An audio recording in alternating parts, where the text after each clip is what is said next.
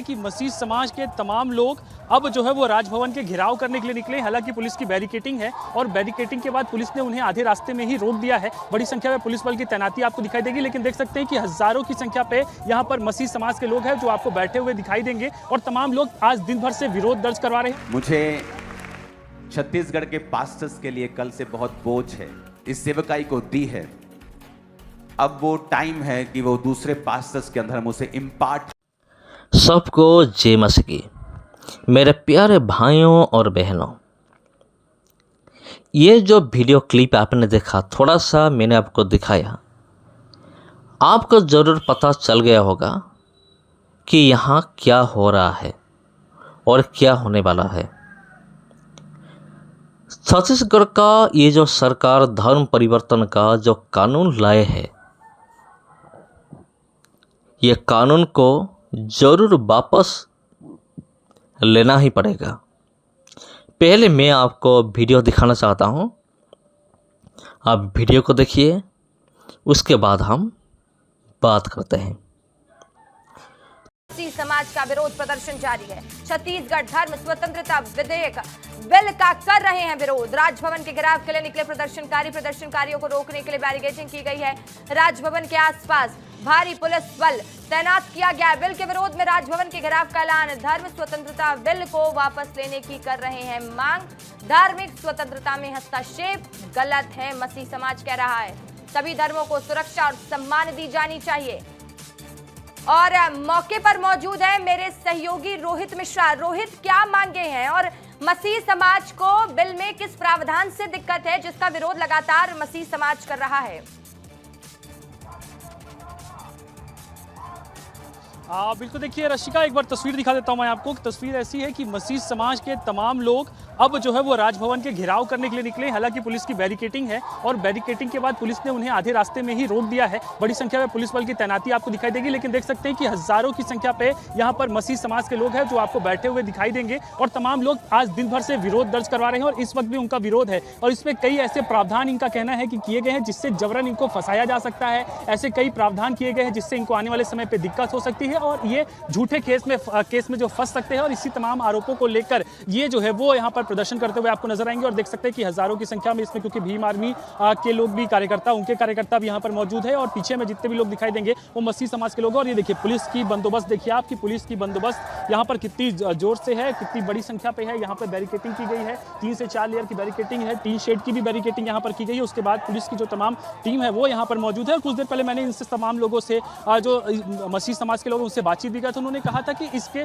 संविधान ने हमें प्रावधान दिया है और संविधान के प्रावधान के तहत में हम किसी भी जो धर्म को है वो मान सकते हैं। और ऐसे में ये जो कानून आया है ये काला कानून है और इस कानून से हमको आने वाले समय पर बहुत दिक्कत हो सकती है, हमें जबरन फंसाया जा सकता है। और ऐसे तमाम बातें जो है वो कह रहे थे और उसी को लेकर अभी राजभवन के घेराव करने के लिए निकले हैं। और देखिए संख्या से अंदाजा लगाइए कि पूरे प्रदेश भर से मसीह समाज के लोग जो है वो यहाँ पर एकजुट हुए। इसके साथ ही एक बड़ा ऐलान भी इस प्रदर्शन के दौरान पे जो है वो किया गया है कि आने वाले समय पे चक्का जाम किया जाएगा। यानी कि अगर इस विधेयक को लेकर कोई भी चर्चा सरकार की तरफ से या फिर प्रशासन की तरफ से नहीं होती तो आने वाले समय पे मसीह समाज के पूरे देशव्यापी प्रदर्शन होगा। और उस देशव्यापी प्रदर्शन पे चक्का जाम छत्तीसगढ़ की राजधानी में भी किया जाएगा, पूरे छत्तीसगढ़ में जो है वो किया जाएगा। तो कुल मिलाकर इसको लेकर बड़ा विरोध जो है वो देखने को मिल रहा है। और तस्वीरों से ही अंदाजा लगा सकते हैं कि ऊपर से मैं शॉट आपको क्योंकि दिखा रहा हूं और ऊपर से देखिए कितनी बड़ी संख्या में इसका विरोध जो है वो जारी है। और लगातार जो मसीह समाज के लोग हैं वो लामबंद हो चुके हैं। लामबंद होने के बाद में पिछले दिनों उनकी प्रेस कॉन्फ्रेंस हुई, उसके बाद में मशाल रैली निकाली गई। मशाल रैली के बाद में आज एक बार फिर से यहाँ पर राजभवन का घेराव, इसके बाद चक्का जाम करने का भी ऐलान कर दिया गया। रशिका, बिल्कुल रोहित, देखिए जहां तक नजरें जा रही हैं उसमें देखा जा सकता है कि इस प्रदर्शन में कई लोग शामिल हुए हैं। मसीह समाज बड़ी तादाद में पहुंचा हुआ है। मुझे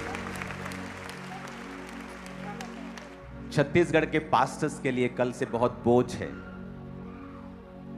तो वो दिमाग में मेरे छत्तीसगढ़ ही छाया हुआ है। और ये बात मैंने अभी नहीं बतानी थी, लेकिन अब बता सकता हूं कि थोड़े दिनों के अंदर पूरे वर्ल्ड लेवल की एक पास्टर मीटिंग ये चर्च अरेंज कर रही है।